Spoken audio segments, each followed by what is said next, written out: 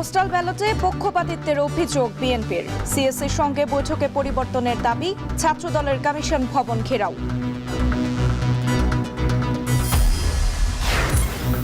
বিএনপির আসলাম চৌধুরী, স্বতন্ত্রের লতিফ সিদ্দিকীর মনোনয়ন বৈধ। শেষ দিনের আপিল শুনানিতে ঋণ খেলাপি ও দ্বৈত নাগরিকত্ব ইস্যুতে বেশিরভাগই নামঞ্জুর।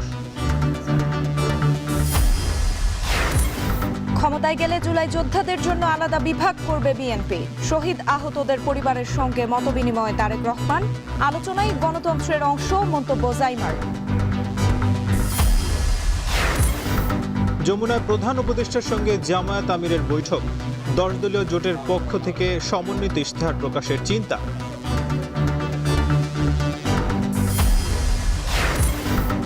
গণভোটে হায়ের পক্ষে সরকারের প্রচার গণতান্ত্রিক আদর্শের পরিপন্থী নয়, প্রেস উইং এর বিবৃতি।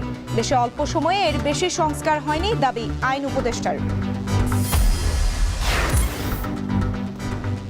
সাভারে পরিত্যক্ত ভবন থেকে 6 মাসে 6 মরদেহ উদ্ধার। নারায়ণগঞ্জের ভাসমান ড্রামে যুবকের লাশ, চট্টগ্রামে দুর্বৃত্তের ছুরিকাঘাতে নারী খুন।